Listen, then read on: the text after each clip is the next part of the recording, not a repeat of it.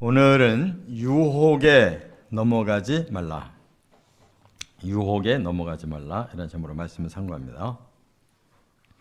이제 모세는 이스라엘 백성들에게 지금 설교를 하고 있기 때문에 주제가 이렇게 딱딱 떨어집니다. 그래서 오늘은 유혹을 아주 조심해야 된다는 것을 말씀했어요. 분명히 가나안 땅 들어가면 그 원주민들이 너희들에게 새로운 이방신을 섬기라고 그렇게 꼬일 거다. 그러나 그런 악한 풍습에 빠지면 너희도 심판받는 것이기 때문에 이것을 꼭 기억하고 유혹을 이겨라. 이렇게 가르쳐 주셨습니다. 그러면 유혹이라는 건 뭐냐면 마음이 정말 아주 혹하게 뭔가 굉장히 우리에게 좋을 것 같은 그러한 것을 담고 우리에게 말하는 거거든요. 그럼 뭐 때문에 사람이 이렇게 유혹에 넘어가느냐? 우리 마음이 원하는 거, 그게 바로 이제 욕망인데, 우리 사람의 욕망은 반드시 죄성이 섞여 있어요. 그게 의롭고 선하고 거룩하기만 하면 뭐 얼마든지 좋은데, 그게 불법으로, 때로는 악한 방법으로, 때로는 더럽게라도 우리의 욕망에 원하는 것을 가져야 되겠다. 이렇게 선악을 넘나드는 게 문제예요. 그래서 그 뒤에 후유증을 감춰놓고 좋은 것만 혹하게 보여주니까 넘어가면 결국 그 후에 후유증은 망하는 것이다. 그 말입니다. 그래서 그 혹하는 것이 뭐냐? 세 가지가 있어요. 첫째, 거짓 이적에 이끌리는 유혹이 있다. 거짓 이적.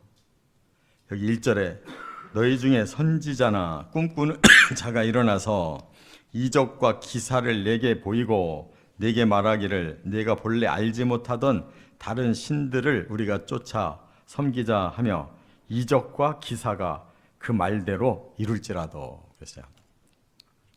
그러니까 가나안에 들어가면 그 원주민들이 우리들이 선지자가 계시다, 꿈으로 잘 알아맞히는 분이 있다, 이렇게 말을 하면서 그것이 사실인지 너희가 한번 와서 체험해봐라.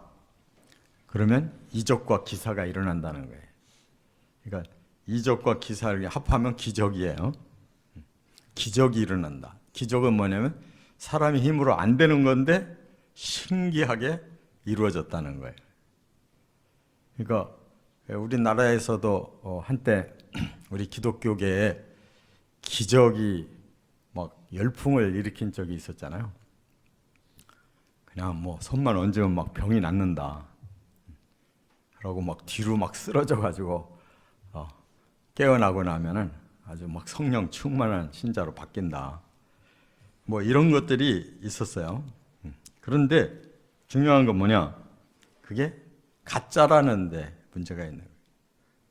막 절던 사람이 막 지팡이 내던지고 막 강단에서 뛰어다녔는데 그게 진짜로 기적이면 그 다음에 계속 나서야 되는데 그 다음 다시 제자리로 돌아간다. 그건 심리적인 거고 다분히 가짜인 거예요. 예수님은 그렇게 낚은 적이 없어요. 한번 낚았으면 그냥 계속 나은 건데 왜 어느 정도는 나선 것 같다가 다시 돌아가느냐. 그게 가짜, 거짓 이적이라는 거예요. 그래서 종말에 적그리스도가 와서 거짓 선지자와 함께 이 세상 사람들을 끌어당기는 방법이 그거라고 그랬어요. 적그리스도 죽었다 살아나니까 사람들이 확 신뢰를 한다는 거예요. 막 이적이 일어나니까 사람들이 거기에서 빠져든다는 거예요. 그런데 바로 가나안 땅 들어가도 똑같다는 거예요. 그러면 그 배후에 누가 있겠어요? 온 인류 역사의 시작부터 끝까지 바로 그렇게 뒤에서 조종하는 사탄이 있는 거예요. 그 사탄은 아담과 하와에게만 달라든 게 아니라 그때부터 온 인류에게 다 계속 달라들어서 그렇게 세상을 사로잡는다 그 말입니다.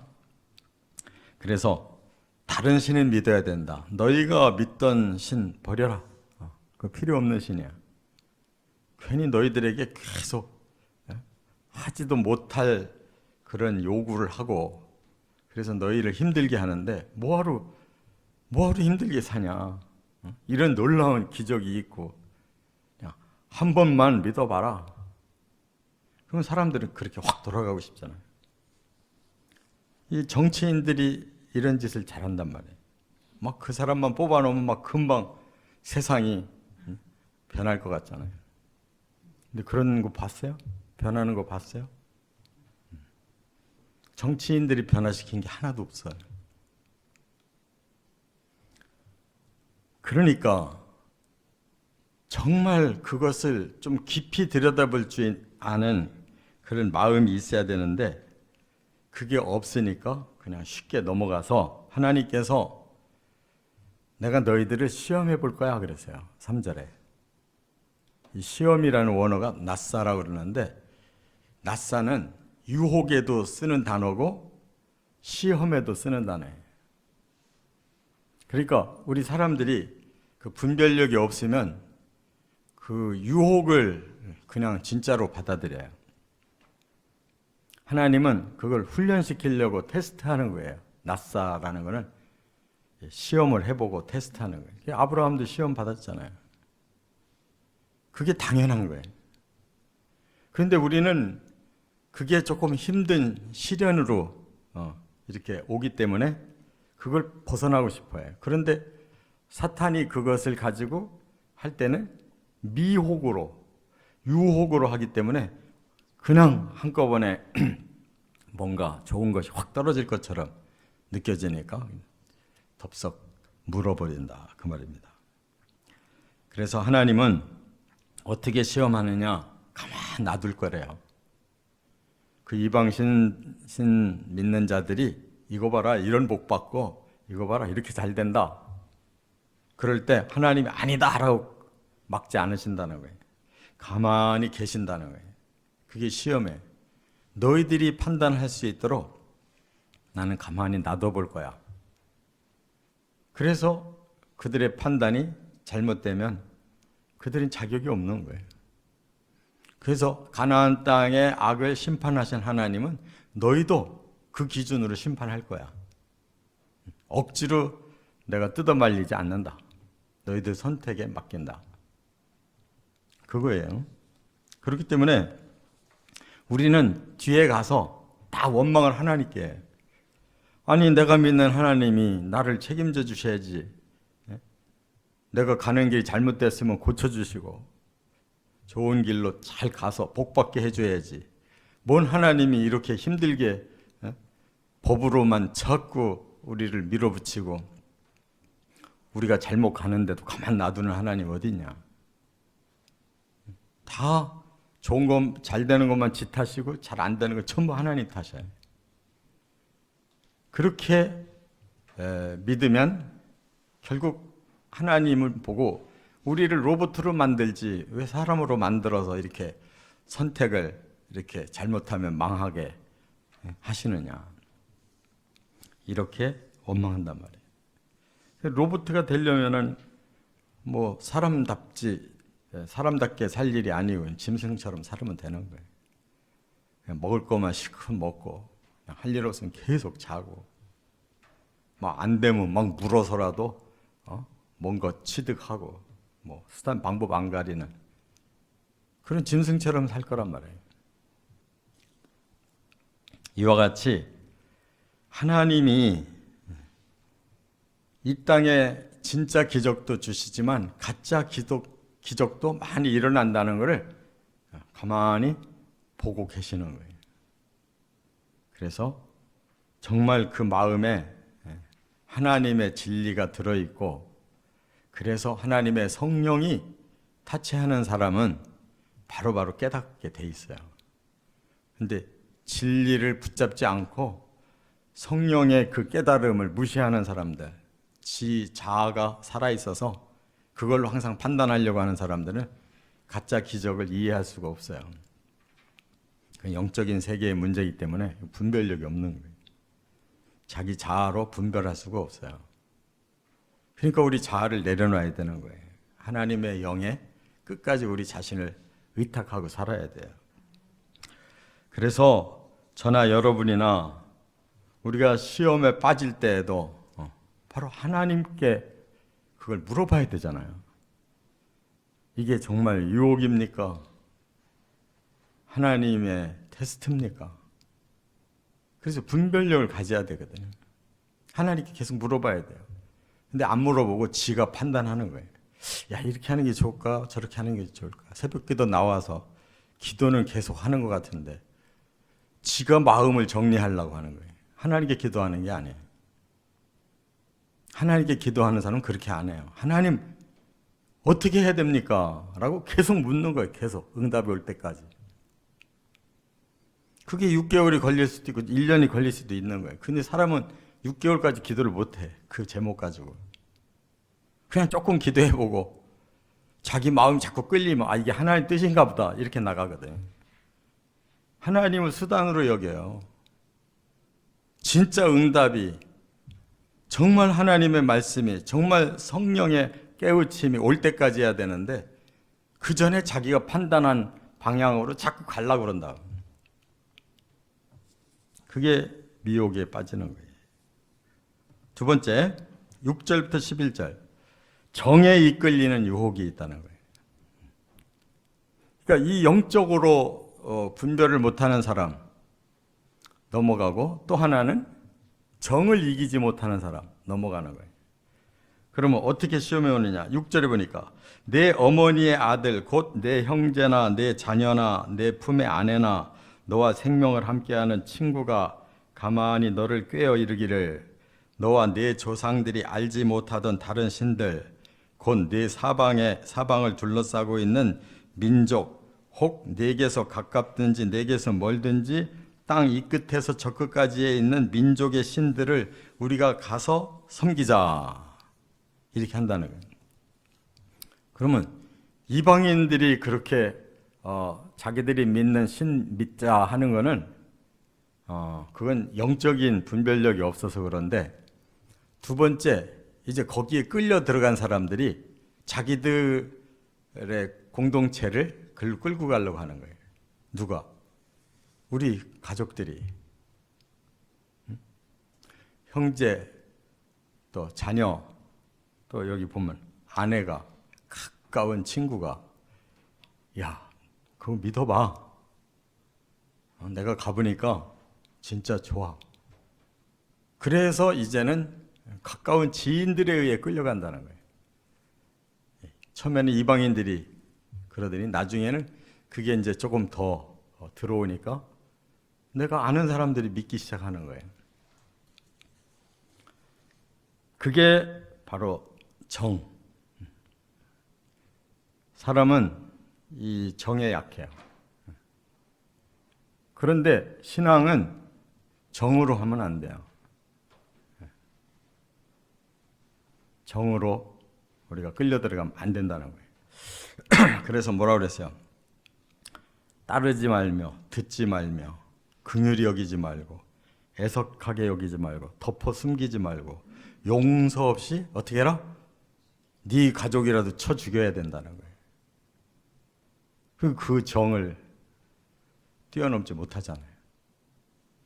아유 내 자식인데 어떻게 자식이 자꾸 먼저 믿고 그렇게 끌고 가려고 하면 부모가 다 따라가잖아요. 친구가 그렇게 친한 친구가 나를 위해서 기도하고 그렇게 끌고 가려고 한다면 끌려가잖아요. 그런데 이것은 영적 생사의 문제인데 그렇게 끌려가서 될 일이 아니라는 거예요. 정을 끊어야 된다는 거예요. 그런데요, 신학에서는 예수님이 뭐라고 말씀하냐면 피하라 이렇게 말씀해요. 피하라. 그러면 구약과 신약의 차이가 뭐냐? 예수님은 미지근하게 얘기하신 거냐? 아니에요. 하나를 더 생각하셨기 때문에 하시는 말씀이에요. 구약은 단호해요. 쳐 죽여. 남이든 내 가족이든 하나님의 길에서 반대되는 걸 말하면 쳐 죽여. 그게 보복법이라는 거예요. 보복법. 구약은. 그래서 반드시 후유증이 와요. 잘못된 공동체가 된 사람들을 쳐서 죽였어요. 그랬더니 그 가족들이 우리 남편을 죽였단 말이야. 우리 아빠를 죽였단 말이야. 그것만 생각하는 거예요. 우리 아버지가 내 남편이 잘못되어서 마땅히 하나님의 징벌을 받았다라고 판단하지 않고 정으로 판단해요. 어떻게 하나님 이렇게 잔인하게 내 가족을. 그러면 그 다음에 어떻게 해요?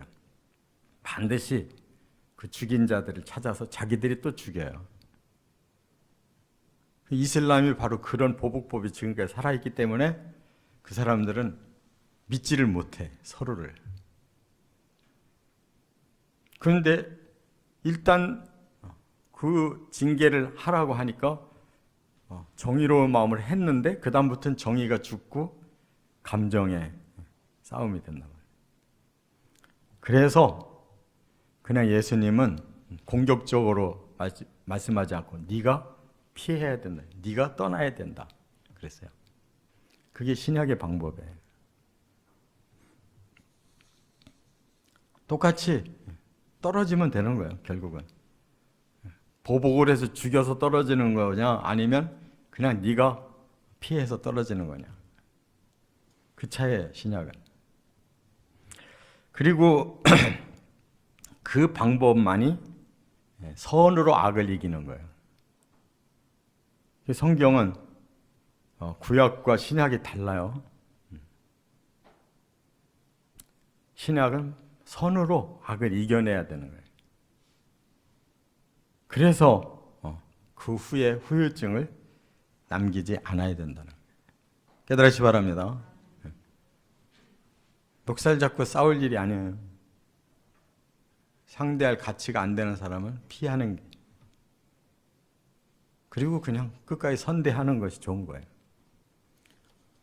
세 번째, 12절부터 18절. 여론과 물질에 이끌리는 유혹이 있다는 거예요. 이건 이제 공동체적인 유혹이 와요. 13절에 너희 가운데서 어떤 불량배가 일어나서 그 성읍 주민을 유혹하여 이르기를 너희가 알지 못하던 다른 신들을 우리가 가서 섬기자 한다 하거든. 끝의 얘기는 똑같아요.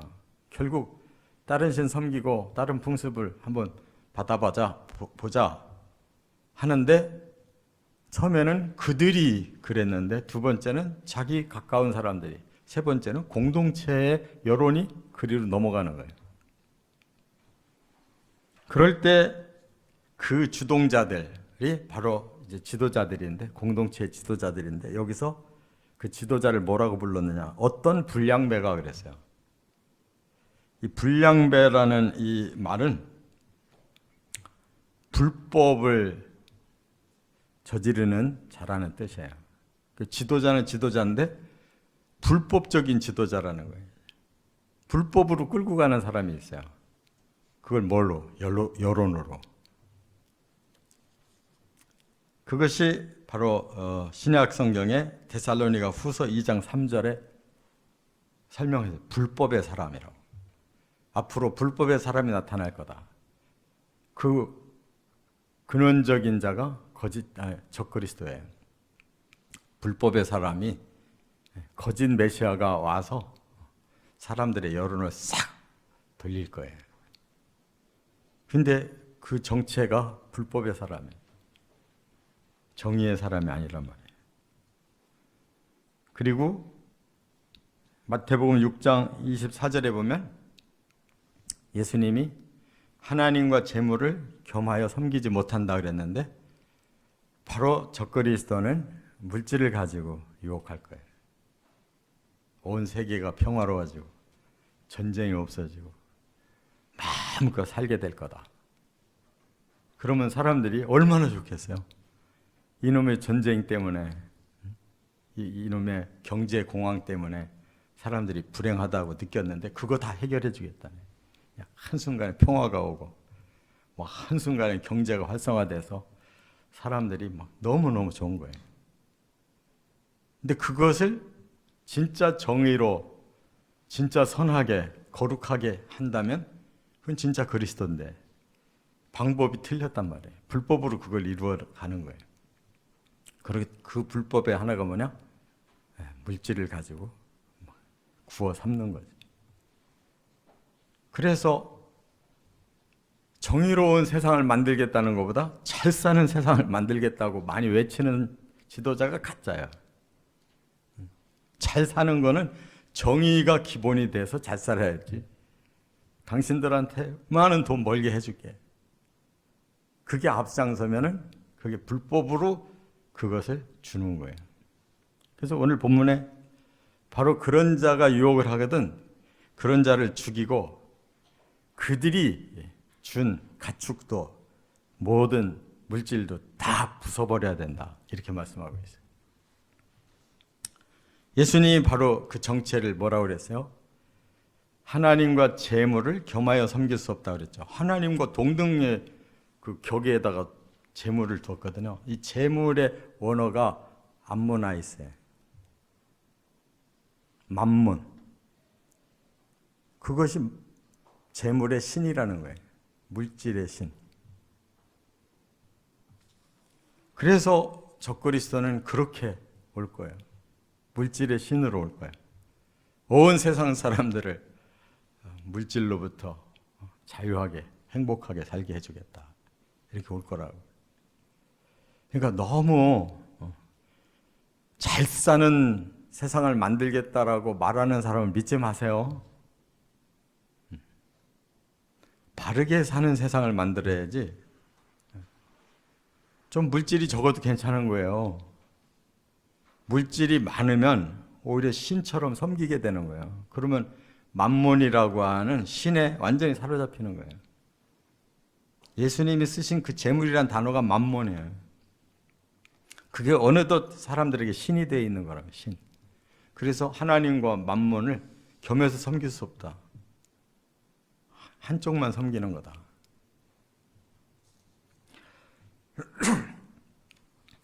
이 성경을 우리가 잘 깨달아야 돼요. 성경은 원리를 말씀하고 있기 때문에 그 원어도까지 찾아봐야 돼, 다. 그냥 번역해 놓은 것이 학자들이 그냥 학문적인 입장에서 번역을 해 놓은 게 있어요. 영적인 거를 잘 모르는 사람들이 있어요. 그 단어를 보면 이게 영적인 단어인지 그런 사회적인 단어인지 구별이 돼야 된단 말이에요.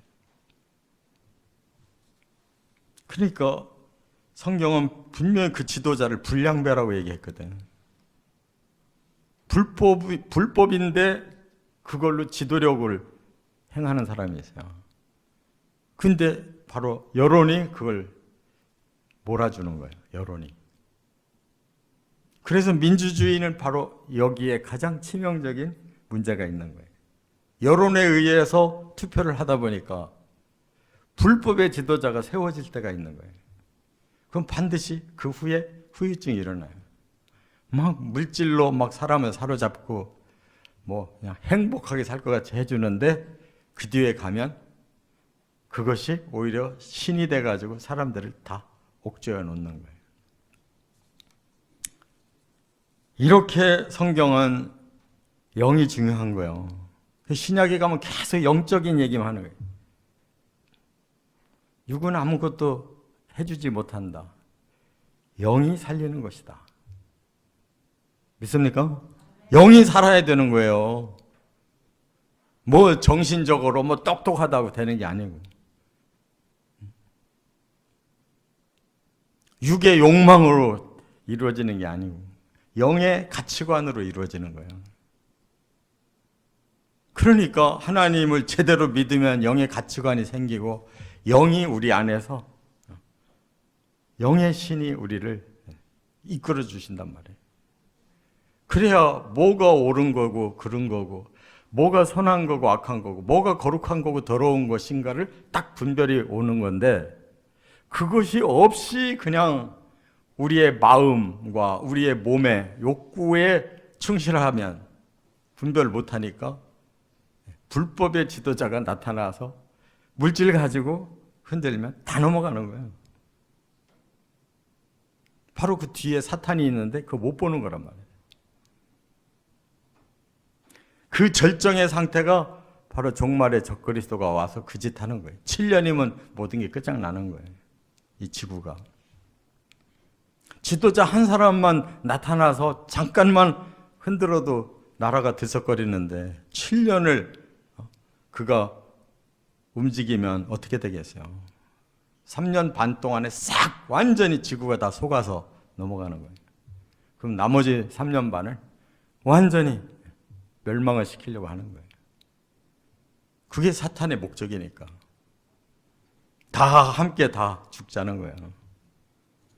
그러니까 3년 반은 계속 핵전쟁이 일어나고 그냥 온 세계가 다 스스로 깨져버리는 거예요. 왜 하나님 말씀이 그렇게 미리 다 써져 있는데 사람들은 그거 왜 못 믿을까요? 응? 영이 안 열리니까 못 믿는 거예요. 설마 그러랴. 아니 성경은 이미 다 써져 있는데 계시록까지 완벽하게 다 발표하셨는데 영이 안 열리니까 이것이 그냥 경고하는 정도겠지 이렇게 생각하거든. 경고가 아니에요. 하나님은 모든 걸 다 가르쳐줬어요. 우리에게 다 계시해 주셨어요.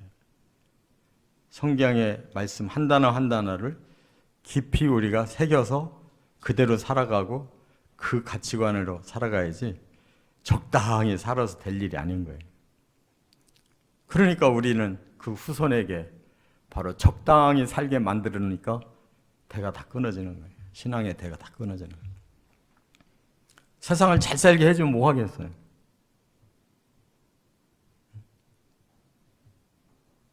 그 자식에게 사탄의 영이 들어가서 반대로 살면 그게 어떻게 되겠어요? 헛짓 정도가 아니라 이건 대후회를 할 일을 저지르게 되는 거예요. 지옥을 아예 보내버린 거잖아요. 그러니 기도 안 할 수 없잖아요. 계속 권면 안 할 수가 없고.